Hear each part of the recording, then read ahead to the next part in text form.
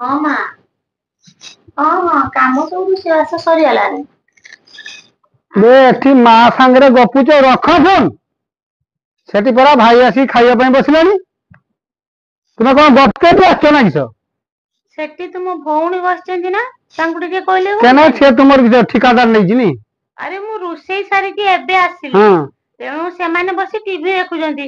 ଭାଇ ଯଦି ଖାଇବା ପାଇଁ ଆସିଛନ୍ତି, ସେ ଟିକେ ଦେଇଦେଲେ ହୁଅନ୍ତାନି? ସେ ପାରିବନି, ସେ କାମ ଦାମ ସେତେ ଜାଣେନି, କାମ କରେନି ସେ।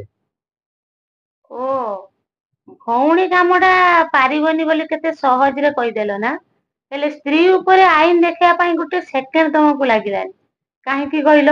ସ୍ତ୍ରୀ ହଉଛି ପର ଘରର ଝିଅ। ତାର ମନ ବୋଲି ଜିନିଷ ଗୋଟେ କିଛି ନାହିଁ।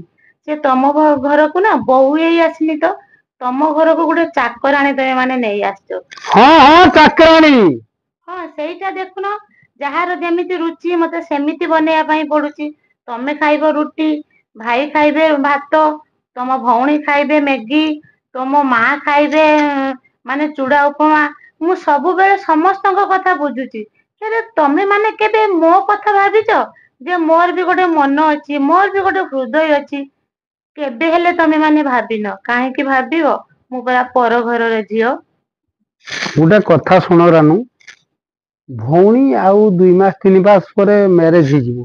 ତାକୁ ମତେ କହିବା ପାଇଁ ଖରାପ ଲାଗୁଛି କାମ କରିବା ପାଇଁ। ତୁମେ କାମ କର, ତୁମ କତିରୁ ସିଏ ଦେଖିବ, ଶିଖିବ। ଆଉ ତୁମେ କିଛି ଶିଖେଇବନି, ତମେ ବସିଯିବ ଭଉଣୀ କି ଦିଅ। ଆରେ ଭଉଣୀଟାକୁ ମୁଁ କେମିତି କହିବି? ସିଏ ଭଉଣୀ, ତା ବୟସ ହଉଛି ଏବେ ବୁଲାବୁଲି କରିବା ପାଇଁ। ଆଉ ତୁମେ କହିବ ସିଏ କାମ କରୁ, ମୁଁ ବସିମି ମୋବାଇଲ ଧରି ମା ସାଙ୍ଗରେ ଗପିବ।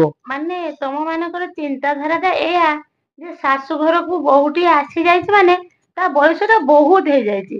ଆଉ ତମ ଘରେ ଯୋଉ ଝିଅ ଟା ଅଛି, ତା ବୟସ ଧୀରେ ଧୀରେ କମି କମି ଆସୁଛି। ସେ ଛୋଟ ପିଲା ତମ ମାନଙ୍କ ଆଗରେ ସବୁବେଳେ। ସିଏ ତ ପୁଣି ଶାଶୁ ଘରକୁ ଯିବେ, ଟିକେ କିଛି ଶିଖିଲେ ହାତ ପଟେଇଲେ ମତେ ମୋ ସହିତ କାମରେ ଟିକେ ହୁଅନ୍ତାନି। ମୁଁ ତ କହିଲେ ସେ ଖରାପ ଭାବିବେ। ଆଟଲିଷ୍ଟ ତମେ ତ ଥରେ କହିକି ଦେଖ। ମା ବାପା ଭାଇ କେହି କିଛି ତାଙ୍କୁ କହୁନାହାନ୍ତି। ସବୁବେଳେ ମୁଣ୍ଡରେ ବସେଇଛ। ସିଏ ବି ଦିନେ କାହା ଘର ବୋହୂ ହବ, ଏ କଥା କାହିଁକି ଭାବୁନ?